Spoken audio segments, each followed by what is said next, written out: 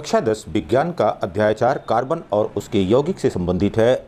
हम लोग कार्बनिक यौगिकों के रासायनिक गुणों के संबंध में चर्चा कर रहे हैं। उसी चर्चा के अगले क्रम में कार्बनिक यौगिकों में ऑक्सीकरण की अभिक्रियाएं या ऑक्सीडेशन रिएक्शन किस प्रकार से होते हैं उसके संबंध में चर्चा कर रहे हैं। तो ऑक्सीकरण अभिक्रिया हमारे लिए कोई नई अभिक्रिया नहीं है, क्योंकि रासायनिक अभिक्रियाओं तथा रासायनिक समीकरणों को पढ़ते समय इसके संबंध में चर्चा किया हुआ है। रेडॉक्स रिएक्शन के बारे में चर्चा किया हुआ है। सिंपली हम जानते हैं कि gain of oxygen is known as the oxidation and loss of oxygen is known as ऑक्सीकरण और अपचयन। इन दोनों के संबंध में हम पहले से परिचित हैं। यहां पर देखिए, किसी पदार्थ से ऑक्सीजन का जुड़ना यह ऑक्सीकरण कहलाता है। अब यहां पर देखिए, कुछ ऐसी रासायनिक अभिक्रियाएं होती हैं जिनमें पूर्ण ऑक्सीकरण होता है। पूर्ण ऑक्सीकरण का मतलब क्या हुआ? जैसे कार्बन की अभिक्रिया ऑक्सीजन के साथ हो रही है, तो यहां पर carbon dioxide plus heat plus light यह उत्पन्न होता है। इसके संबंध में दहन के समय में चर्चा किया हुआ है। तो यहां पर इसी प्रकार से CH4 मीथेन जब यह ऑक्सीजन से क्रिया करता है, तो ऑक्सीजन से क्रिया करके कार्बन डाइऑक्साइड पानी प्लस ऊष्मा प्लस प्रकाश उत्पन्न करता है।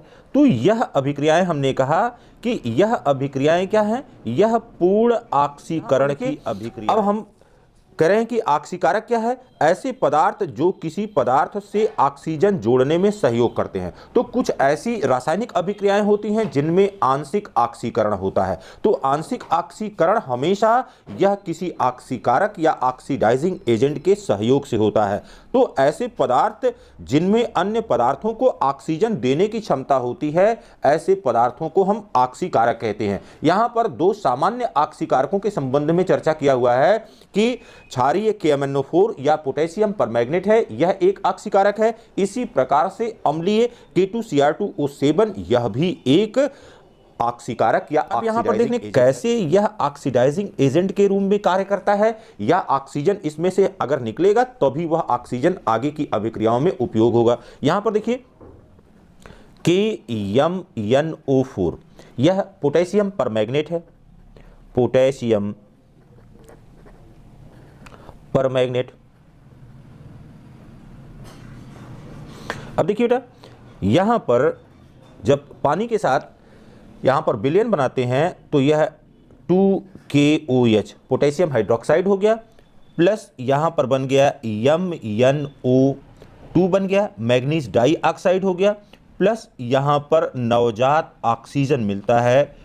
इसको ब्रैकेट में लिखते हैं। तो ये नवजात ऑक्सीजन इस अभिक्रिया के फलस्वरूप हमको मिल रहा है। अब इस अभिक्रिया को बैलेंस कर दीजिए। ये हो गया 2KMnO4 plus H2O is equal to 2KH plus 2MnO2। यह मैग्नीज डाइऑक्साइड है, यह मैग्नीज डाइऑक्साइड है, यह पोटेशियम हाइड्रोक्साइड है। तो यहाँ पर अब यह ऑक्सीजन हमको मिल रहा है, यह नवजात ऑक्सीजन है। यही ऑक्सीकरण की प्रक्रिया में ऑक्सीजन हमको प्राप्त हुआ। अब किसी भी कार्बनिक यौगिक से यदि इसकी अभिक्रिया कराते हैं, जैसे एथेनॉल ले लिया, यहाँ पर CH3CH2OH CH3CH2OH यह एथेनॉल है। एथेनॉल जो भी यह ऑक्सीजन यहाँ पर नवजात ऑक्सीजन प्राप्त हुआ, उससे जब यह अभिक्रिया करता है, यहाँ पर हम लिख सकते हैं कि हमने क्या यूज़ किया है। आप कोई भी यूज़ कर सकते हैं, जैसे KMnO4 यूज़ कर रहे हैं, या यहाँ पर K2Cr2O7 यह हमारे ऑक्सीकारक हैं। अब यहाँ पर देखिए, जैसे ही यह अभिक्रिया किया तो अभिक्रिया करने पर यह CH3 फिर बना लिया C डबल बॉन्ड O, फिर यह हो गया OH, और फिर यहाँ पर ये तो पहले बन गया, क्या हो गया, ये 1 2 और COOH है, एथेनोइक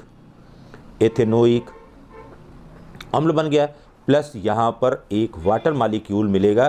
तो इस प्रकार की रासायनिक अभिक्रियाएं यह ऑक्सीकरण अभिक्रियाएं कहलाती हैं, जिनमें किसी कार्बनिक यौगिक से ऑक्सीजन जुड़ जाता है और ऑक्सीजन जुड़ करके कोई नया यौगिक बना लेता है, और यह किसी ऑक्सीकारक की उपस्थिति में ऑक्सीकारक होते हैं।